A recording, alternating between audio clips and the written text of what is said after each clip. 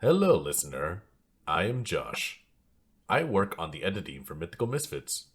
I'm interjecting here really quickly to let you know that in the following intro for this week's episode, the Mythical Misfits themselves were in the middle of batch recording multiple episodes in one evening. Thus, they accidentally referred to this episode as episode 10, which is incorrect. I only give this disclaimer because I kept the intro in that you'll hear right after this, which was well worth it. So please forgive them. They didn't put their stats that high in intelligence. Enjoy. Episode 10. I didn't know we were doing that. I missed out. Can we do it I again? pointed at you, gave you all your harmony. Can we do it again? Episode 10. Episode 10. Episode 10. Episode 10. Episode 10. Episode 10. 10. We really fucked that up. Yeah, all I said was 10 because I didn't know we were starting. I don't. Instead of 07, 010. I'm not gonna lie. That would make for a pretty interesting opening. It's like mythical. Mythical Misfits. I like that. Let's try it. Okay. Mythical Misfits. Welcome to the new episode of Mythical Misfits, everybody. Enjoy.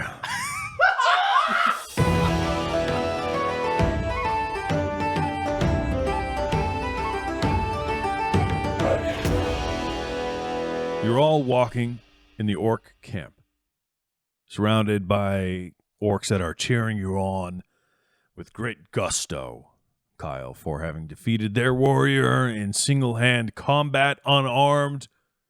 Behold, the head of your queen. Who the fuck said you can speak? Sorry. And Aelyn looks at you, Lucas. This is still going on. Just go with it. It's almost over. Also, Right. I'm assuming we were walking, right? Yeah. I'm like standing shoulder to shoulder with her, getting a little closer, and I almost step in like behind her, so that way I can just get straight into her ear and like really whisper and be like, Yeah. So I did reconnaissance, and they have what seems to be like a supply house thing, little armory. I don't see anything for like medical, but they seem to have a couple things here. So if we had to make an escape plan, we can.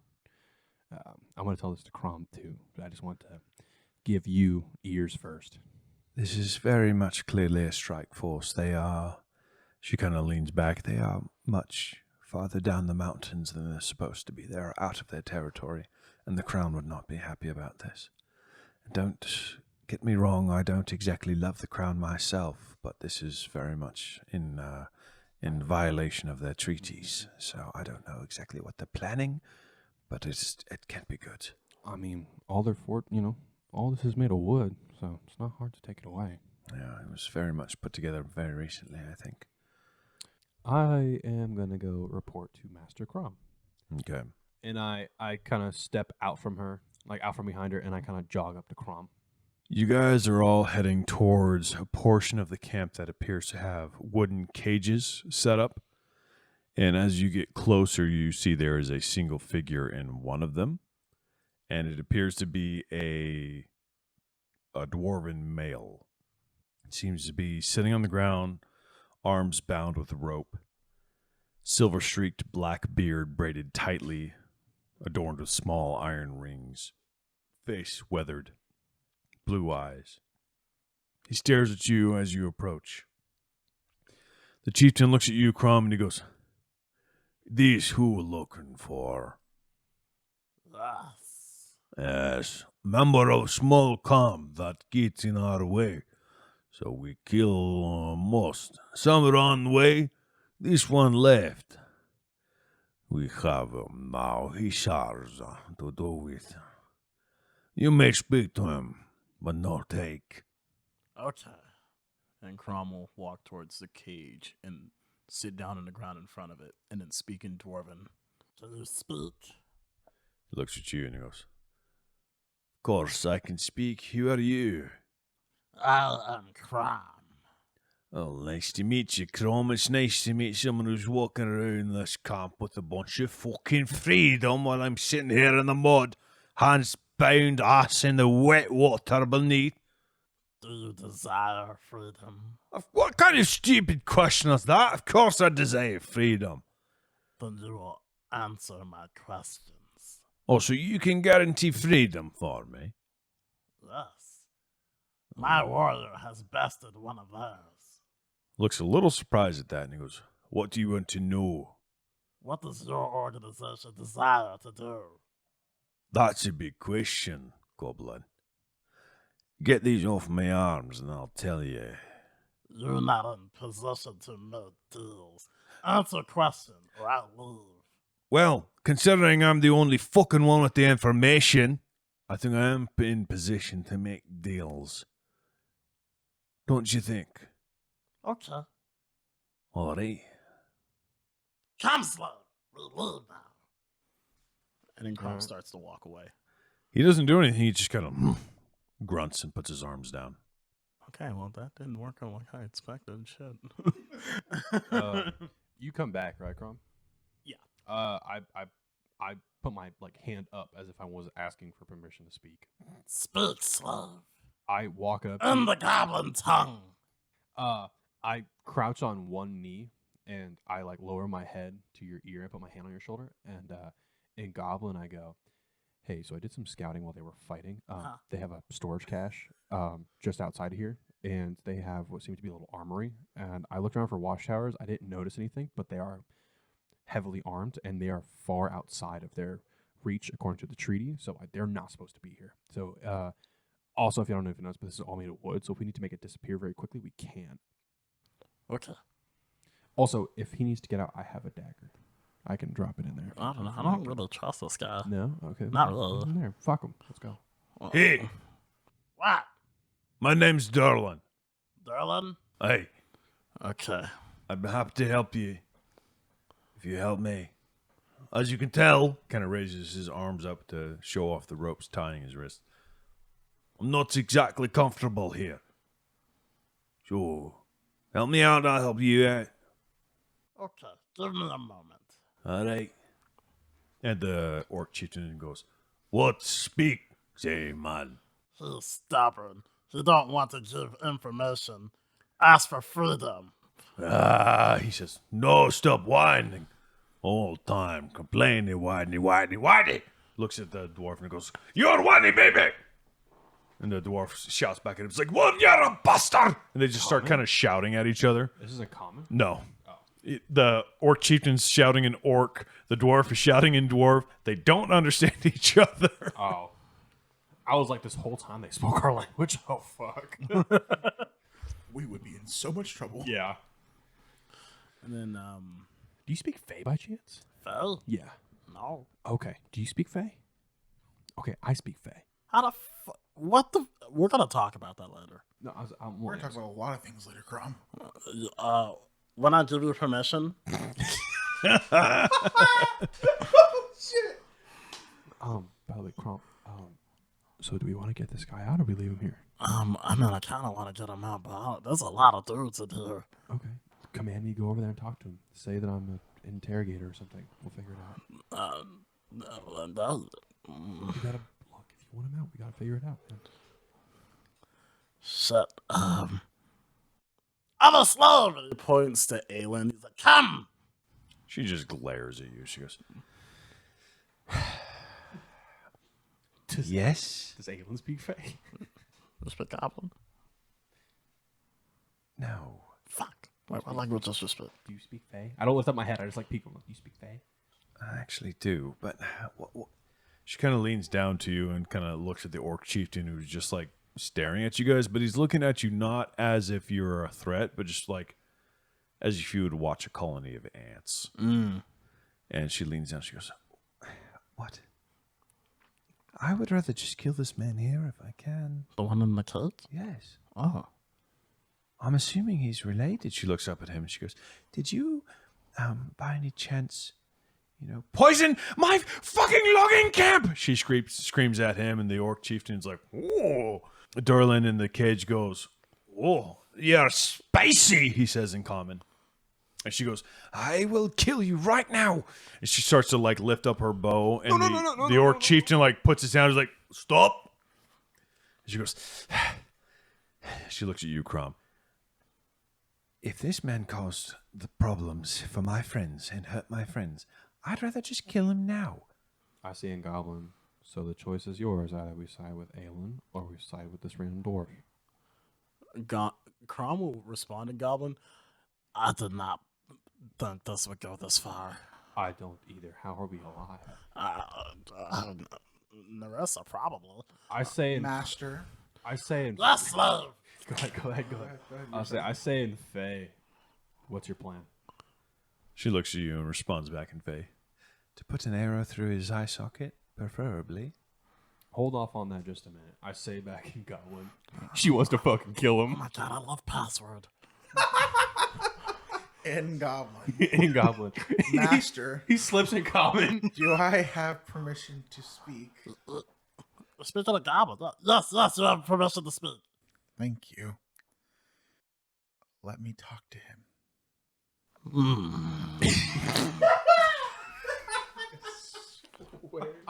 To whatever god you're praying to in the fire. Khrom responded in Goblin. I'm doing this so they'll think that you made a request, and I'm pondering if it's a Are good you one. pondering it? Yes, I'm doing. You're all doing a lot of yapping.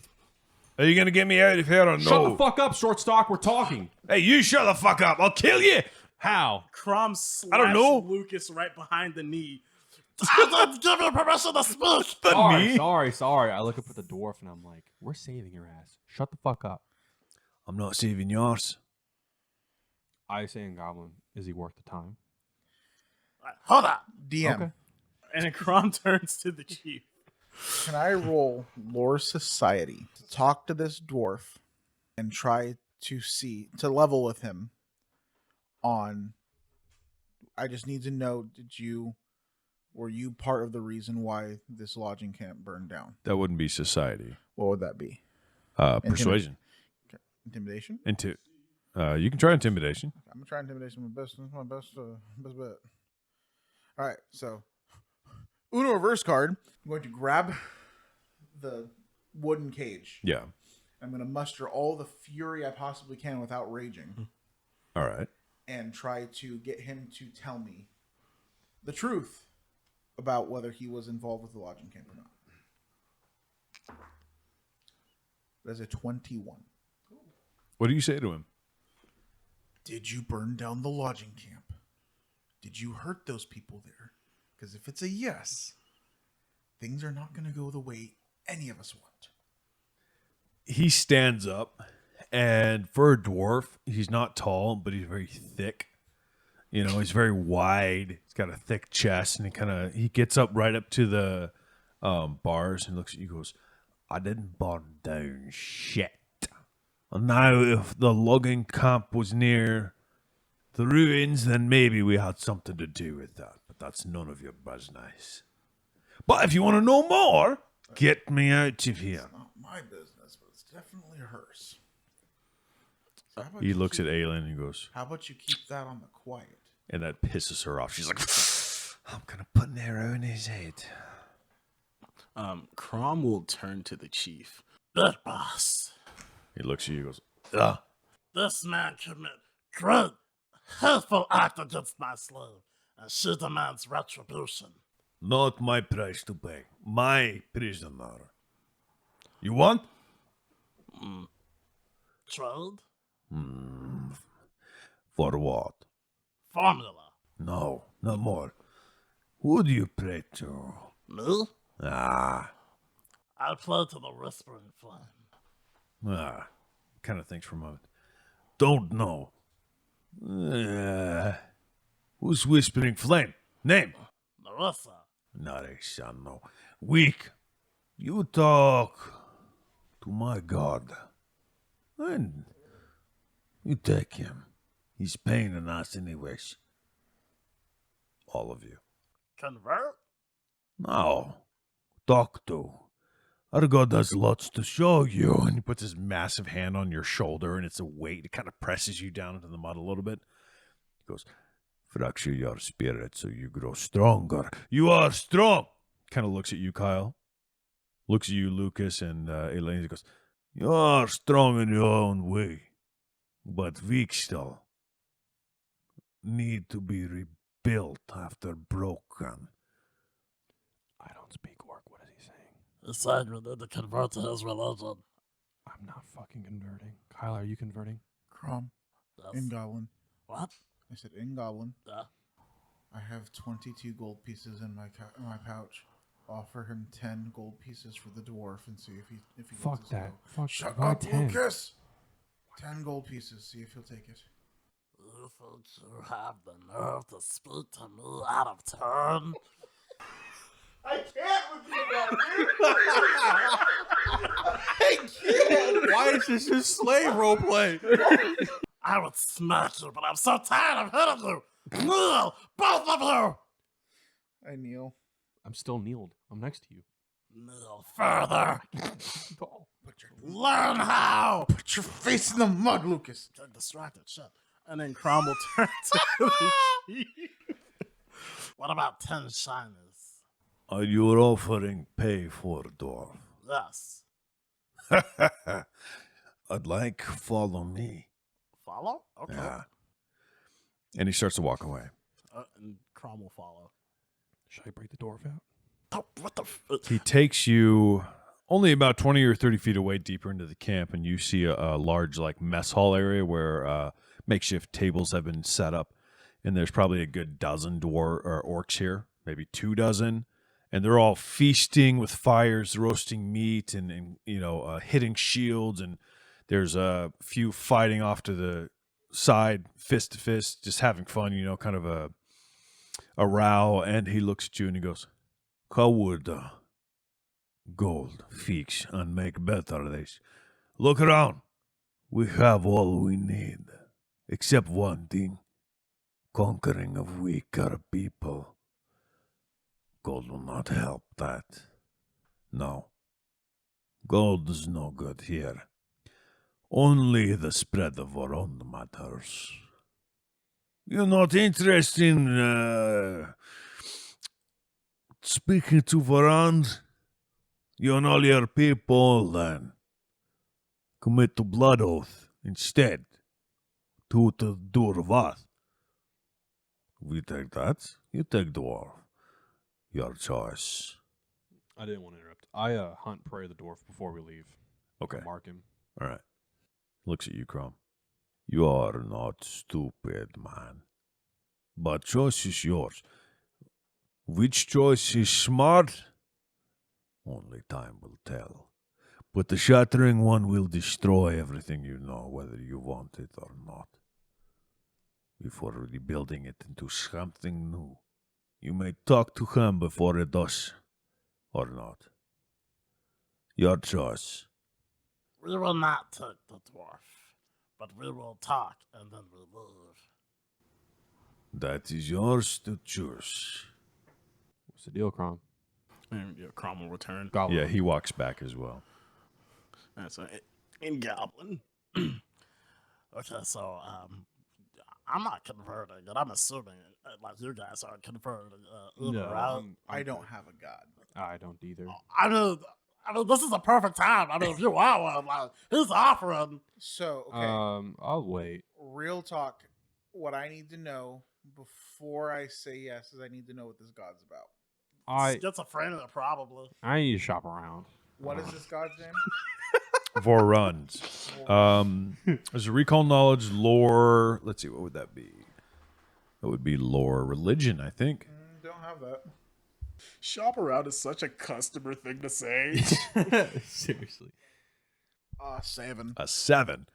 Really You don't know.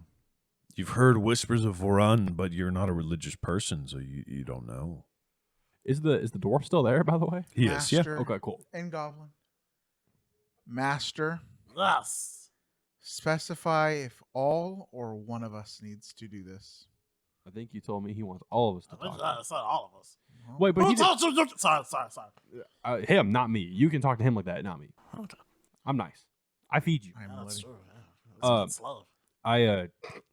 Aelyn collapses onto the ground, onto her butt, and kind of sits down. She goes, and kind of pushes up and braces herself and stands back up. And she goes, sorry about that. Okay. So, she wants revenge. What's the blood oath? I don't know. I was thinking like we leave and then we like do a night raid. I'm all for that. 30 orcs. That's why I said not. They're gotta be sleeping. Not just that. Well, you have to remember that I believe orcs can see in the dark very well. I don't know. I'm not an orc. Also, Narissa and I can do that. We can infiltrate this place. I already did reconnaissance. Just sneak them, shoot them down. There you go. If we want to do that, yeah, let's do it. Yeah, okay. You want to tell her that before? Yeah, I Speak to her, slow. Sorry. I turn around and I kind of like squat down next to Narissa and put my arm. Aelyn. Aelyn. Oh my goodness, Narissa. That's your god, correct? Yes. My apologies. I squat down next to Aelyn, like assist her up, and I say in Fae, "Hey, we're leaving, but I think you and I just got enlisted to a night raid to assassinate that dwarf. We could do it now, but they would know, and then we would have the entirety of the, orcs against us, and we're kind of trying to befriend them right now." She looks at you and very seriously in her eyes, she goes, I don't know if I have it in me. To be honest with you. I'm gonna ask you a serious question, and I need you to be honest about it. Are we walking? Khrom? No, we're still here. there. My face is still in the mud. I say, do we want to start walking? Because I have her up, and I think we need to start moving her. Yeah, let's move for now. As you start to walk, the orc's like, hey, what are you going? What are you going? Shh. What? Shh. No! Shh. Get me out of here. What do you need? Come here. What? I start talking to you, Khrom. Do you come up to the cage? Yeah. He goes, what do you need? What are you looking for? You're here for a reason. No, people don't walk into an orc encampment for without a reason. What are you here for? Why are you in the mountains? Well, so we like pull out the map and open it. Their map? Yeah. And his eyes kind of light up. He's like, oh, you've been to our camp. You've been to our camp. Yeah. Why? Well, I mean, it was vacant. Yeah, no shit, but why were you there? So leaving this temple, those two were following tracks that led to your camp, and the camp was destroyed. There was like 2 dead bodies. The temple, you mean with the watering can? Yes. That was us. That was you? That was us. Get me out, and I'll tell you why. Okay, but we'll be back tonight. I don't know if I'll survive to tonight. You better. I don't have choice over that. I don't know what These to talk fucking about. monsters are doing everything they can to make life miserable. I haven't eaten in 2 days. You can answer one more, right? Son of a bitch. I'm hungry. I'm thirsty. I'm tired. Why are they telling you to get me out? So they want us to convert to their god, and that's how we get you. That's the trade. So, pretend. How do you pretend to do a blood oath? That's an actual cat. Did he say convert or blood oath? Those are 2 different things. Blood oath. You just said convert, so I'm not understanding which one it is. I say a comment. I thought it We'll was the come same back. thing. I start walking with her. I think we're gonna. Khrom, Let's- can we leave the camp? I think she needs attention. Take her outside. Yes, Khrom. And I start walking. You her. rouse. I start walking. I get on my knees because now I can level with you. Aelyn. Good. I'm I horrible. say in Goblin, he asks us to either convert, us 3 talk to his god and convert. And then, afterwards, he mentioned, if not talk to God, do the blood oath. Did he ask you guys to convert? No, I think He he asked said us talk. to talk to his god. Said talk to his god. That sounds like convert to me. I'm not sure. Can you get his attention? Let's at least hear I'm the god walking. out. Come Let's on, see now. how far we can get. If it gets too hasty, too crazy, we'll figure it out. Okay, you want to do it? Sure. Okay. All right. In I'm Orcish- giving up a lot for this damn Big goblin. boss. Ah. I have reconsidered our deal. Instead of me doing talking to your god, I shall offer my warrior to talk to your god, since he has proven himself. He has earned the right.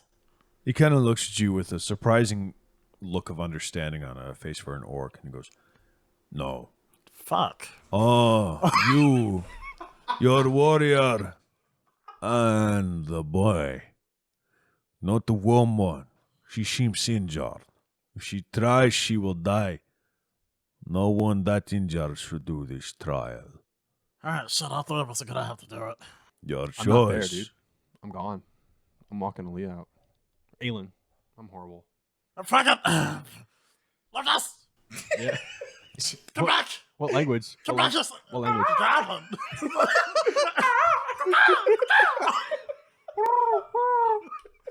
Come back. You start. What? I pick up a leaf. You get service up here?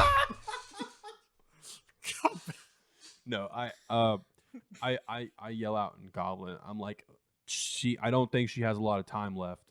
I'm gonna take her outside and just lay her down for a minute. Just come back. Let her rest. Come back. Okay. And she says, I'll be all right. And she kind of gestures to where some benches are. And she's like, I'll sit there. She straightens herself up. I'll be fine. I just need to heal more. It's only been a couple of days since these injuries. I sit her down and I put my last remaining elixir of life in her hand. And she looks up at you. Are you sure about that? I'll be fine. She nods and pockets it. I get up and I jog back to Khrom. Okay. Master, Yes, can I take my 2 elixirs of life? yes, you may. Thank you.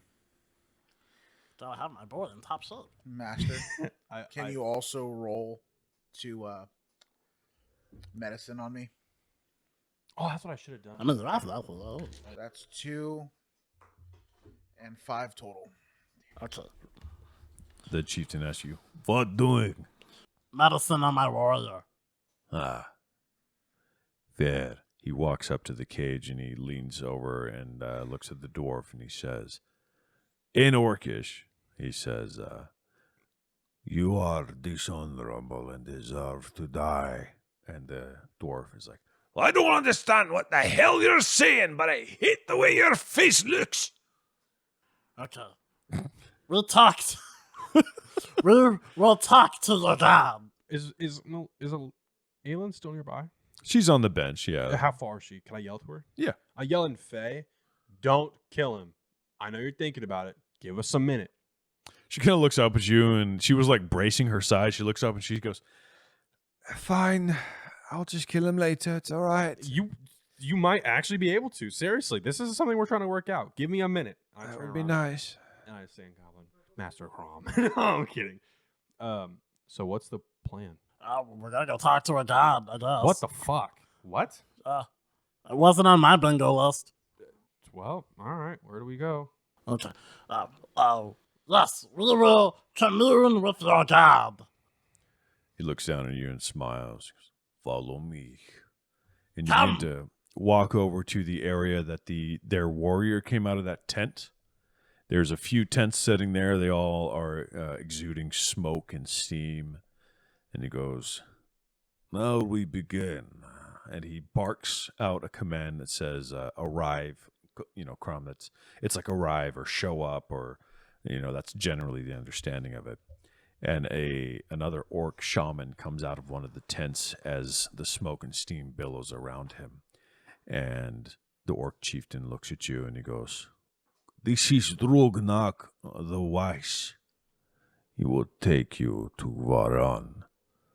May you be shattered in 1,000 pieces before you return. And the chieftain turns around and walks away. We cut to each of you being in your own little sweat tent, with that shaman having come in and given you I wouldn't even call it a tea, because it was a cup with various herbs, spices, and mushrooms mixed and smashed in there. But one thing you will notice, that before he makes you drink it, he also takes a handful of metal shards and drops it into the cup and hands it to you to drink.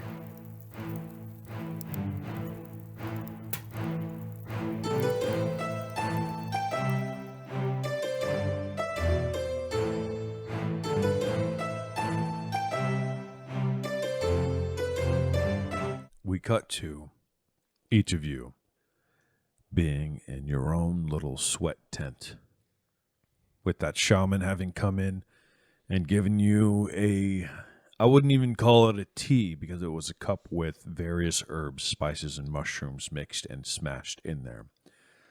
But one thing you will notice, that before he makes you drink it, he also takes a handful of metal shards and drops it into the cup and hands it to you to drink.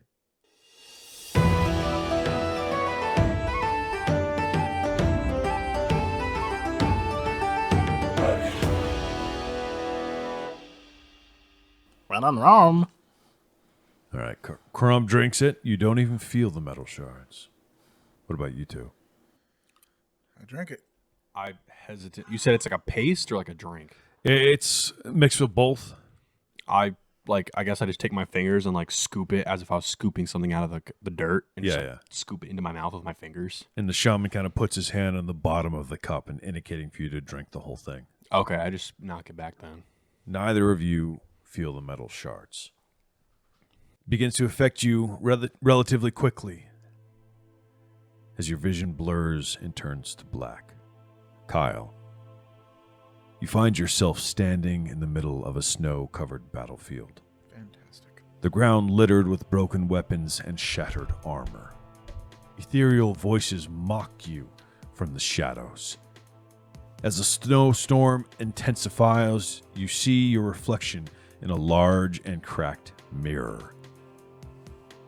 The mirror shows you that you're clad in your mother's ceremonial shaman robes, holding her staff. Your axe lies at the base of the mirror just out of reach. From behind the mirror, a voice echoes out. A hand waves. Spectral warriors emerge from the snow surrounding you. They resemble figures from your past, including the Ice Fangs who mocked you as a child. They laugh at you, pointing at the robes you wear and taunt you, cutting deep. Make me a will save. 18. You feel yourself begin to become frightened, reliving that moment from your childhood, but you're able to hold it back.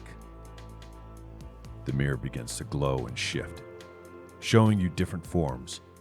One as a powerful armored warrior wielding your axe, surrounded by enemies that you've defeated. The other, a humble figure, still in shaman robes, but standing alongside Khrom and Lucas. Then suddenly, your reflection shatters. The fragments form a twisted version of yourself, two of them. One embodiment of brute strength, armored and wielding your axe. The other figure, a shaman-like figure wielding a staff. They begin to attack you. Which reflection do you focus on to defeat? To defeat? Uh-huh. The shaman? All right. I need you to make another will save. It's going to be a 22. 22. As you begin to fight the shamanistic figure, you find out that it is not your strength that is able to defeat it, but your willingness and your power to overcome the experiences of the past. After defeating the reflection, it shatters and falls, and the other one falls as well. The ground beneath you begins to quake and crack. A massive crevasse opens up. And through the swirling snow and wind, you see your companions, Khrom and Lucas, dangling precariously on the edge. Their hands gripping the icy ledge. And above you, a spectral ice fangs materialize in the whirlwind, their laughter echoing as a haunting chorus. In your hands, suddenly you find the staff, your mother's staff, the symbol that you held onto for so long as an embarrassment of what you wanted to be.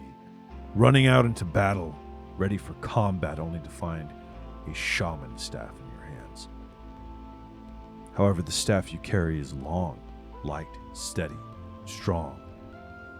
Your axe, however, is embedded in a frozen block of ice nearby, heavy and immovable. You hear a voice echoing in the background. Which will you be, warrior? A brute with no purpose, a fool with no resolve, or something greater? You realize that you can use the staff and extend it down to save your companions, giving them something to grab onto to help them climb to safety. Ice Fang's laughter grows louder, mocking you for holding the staff and appearing unworthy of being a warrior. Or you can let your teammates fall and grip the axe instead. What do you do? I hate you. I did not want this decision to happen. Kael saves his friends. So Kael uses the staff. The one that brought him shame in his younger years, but he uses them to save his friends. Will save? No. You reach the staff down, and the spectral images of your friends grab the staff, and you pull them, and they disappear, but you know that you have saved them. The staff glows faintly, strengthening your connection to your mother's teachings. You fade out into darkness. You hear a dripping of water, echoing in a cavern. Khrom. A dark cavern illuminated by faint shimmering crystals embedded in walls. You hear echoes of voices that fill the space, growing louder with each step. The air is heavy, as if the cavern itself bears the weight of your past choices. A pile of rubble looms ahead, reminiscent of something that has happened in your past. As you stand there in front of the pile, the cavern begins to shake violently, rocks falling from the ceiling, blocking your path and threatening to trap you. You hear voices you recognize. You did this! You brought the walls down on us! Give me a reflex save. It's going to be a 23. 23. Okay. You're able to dodge the falling stone as they collapse onto the ground around you. As you continue to run through the cavern, shadowy figures emerge from the walls, taking the form of your fallen clan members. They don't attack, but instead stare at you with hollow and accusing eyes. Whispers echo. Why did you leave us? Why didn't you save us? Do you want to hold your ground and confront them, or do you want to flee? Flee. Give me a will save. 13. Okay. You now have frightened 1. As you continue to flee and run, you suddenly find yourself at a large altar made of jagged stone, surrounded by glowing vials and unstable explosives. On the altar lies a single bomb that pulses with a light. You hear a voice. You destroyed us! Do you truly know what you're capable of?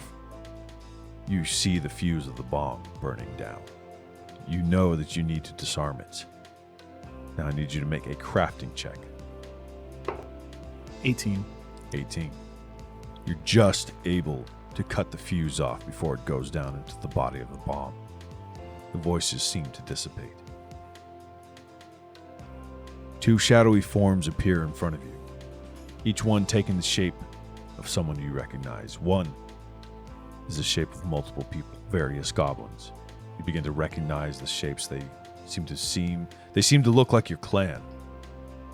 The other, 2 humanoids, a larger person and a thinner person. You recognize them as Kael and Lucas. You hear, "Who will you save when it happens again?"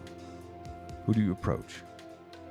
Khrom clutches the necklace with the symbol of Narissa. As you do, a faint flame lights up behind you, lighting the cave around you, not making the decision easier, but comforting you, as it's no longer the eerie, shadowy landscape that it was. The clan is gone. Maybe it's not them that need to be saved, but maybe it's me. And then Khrom reaches out to his friends.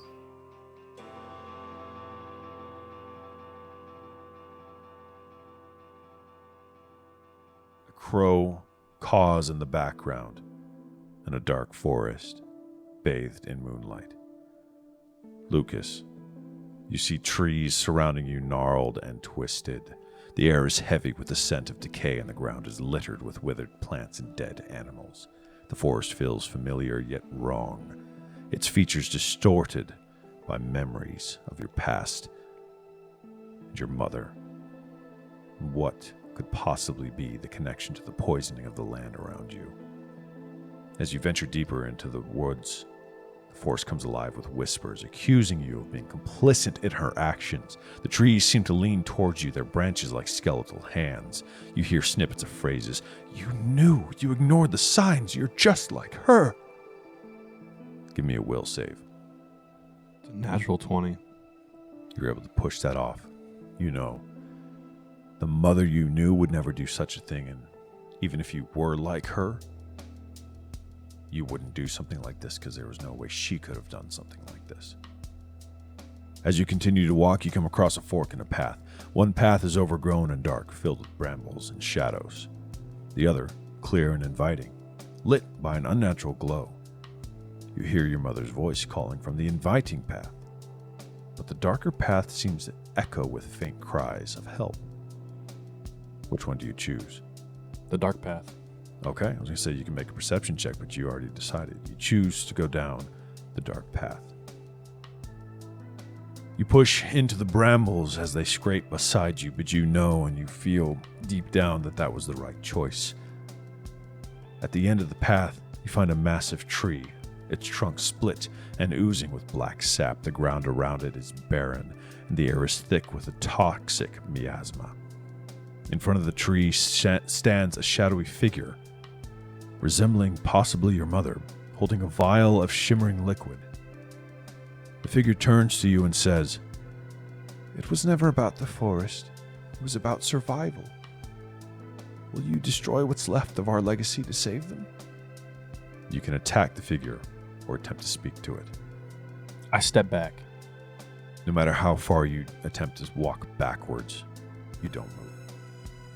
I simply stay quiet then. I wait for it to ask or speak to me. The figure does not. Time passes. Clouds pass over the sky.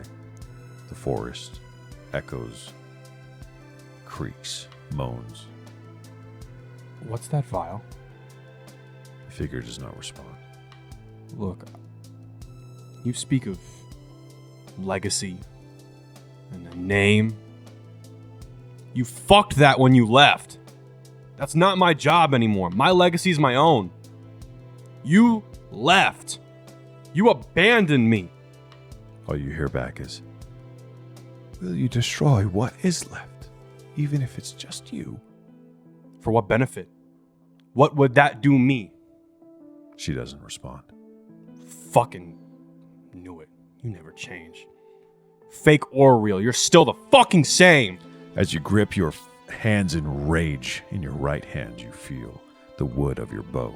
I toss it away, You throw it off to the side. and I strike with my fist. You walk up to the figure and you go to punch with all of your might, and instead your fist flies through the figure, hitting the tree, breaking it open into a doorway. As you see the doorway, you glimpse a vision of your family, a moment from the past when now you recognize it for what it was. As a kid, you just saw them putting clothes in some rucksacks and backpacks, and you thought that maybe they were just moving things around, but now as an adult you recognize that they were getting ready to leave. But behind you, you hear voices call out, "Lucas, we need you!" It sounds like Khrom. It sounds like Kael. Do you walk through the doorway, or do you turn around and walk back into the dark path towards your friends? Pathetic. I spit on the ground of the doorway and turn to my friends. As you walk back towards the... I stop, actually. Okay. I don't want to walk through the doorway. I want to look through it one more time. Repeat to me what I see.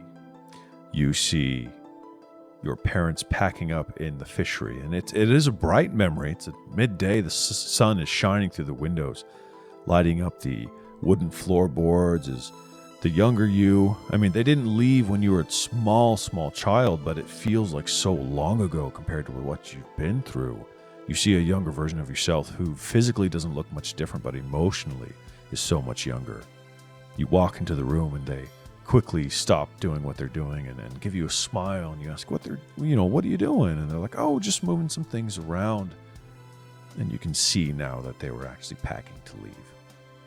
I walk through the door. Okay. It fades to black.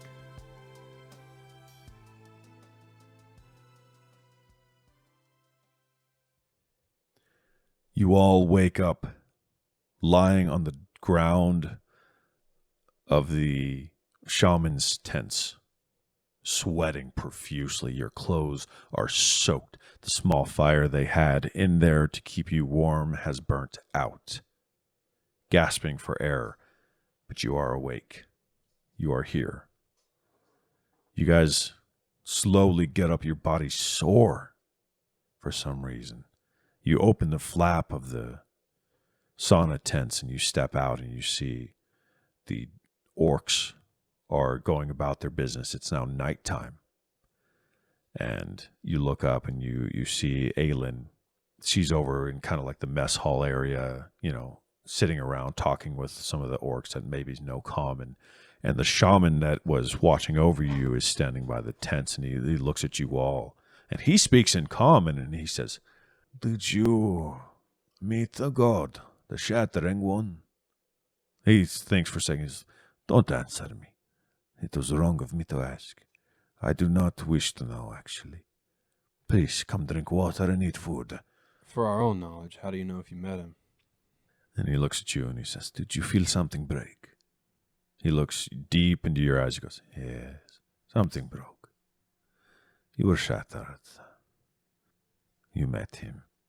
And he starts to walk away while jingling his staff with bells on it towards the area where they're serving food and drink and the fires are bright. I don't want to do that again, guys. That didn't feel good. No. It was bad. Very bad. Did you guys go to your past? I don't want to talk about it. I don't either. I get up and I'm like, "Come on, gentlemen." Like stretching, like trying to get some movement back. Yeah. I feel like I am forced to be in the fetal position. I'm trying to fight it. There's no reason for us to be sitting here and being down. Let's gotta move on. Let's get the dwarf and leave. Yeah, I don't want to fucking be here anymore, man. I'm done. Kyle? He just gets up and walks away. I figured. Lucas is physically shaking, like gasping for air. You see that the shaman had walked over to the cage and was speaking to the guards that were around it. And the guards kind of like nod yes, and then they don't really have a lock on the door. It's more or less tied shut with sinew, so they cut it open, swing the door open, and walk into the dwarf, and the dwarf's cursing at them, and the dwarf is like, spitting at him, and they pick him up by his wrist, and then they turn to you guys and kind of like hold him out, like, "Here you go, he's yours now." Khrom will like grab the sinew and just like kind of like half-heartedly like drag him towards the exit. And he's like, "Hurry, get me loose now. You got me here. Thank you for that. Let's go." Gotta keep up appearances. I have a question, and this is 100% up to you. Did that break my anathema? I chose to save my friends instead of combat. You tell me. So I believe the exact description is backing down from a fight. I was not in a fight, but I was being egged on. So I don't know if, because it was a more spiritual experience, if that would break my anathema. I'm actually going to leave that one up to you. I will decide by next episode. Okay, we can do that. Before we leave this camp, can I flag down the shaman? Like, Yeah. I wave and I like kind of like gesture like towards me. I start walking towards him to meet him in the middle. He walks over to you. He's hunched over, unlike all the other dwarves which stand tall. The shaman is hunched over, covered in, the cloak and with the staff, and he looks up at you and says, "Yes." I have a question. Hey. My hand's like shaking, and I gesture my hand up, and I have one question. What does it mean when you're shattered? And he puts his hand on you. It's a strong grip, and he says, "For that is the only way to grow next, is to break first. And now you grow into something new. Your old self is gone. What does that mean? You will see. How will I know?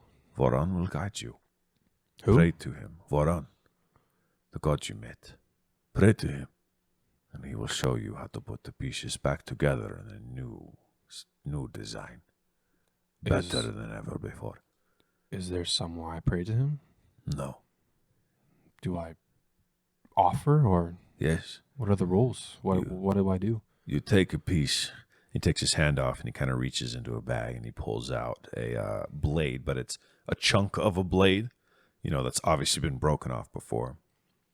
And you see it's kind of has a mark that's been cut into it part way down. And he looks at you and goes, "You must break something that was designed to harm or to protect. Weapons or armor. You break them." And he tenses and the little blade snaps.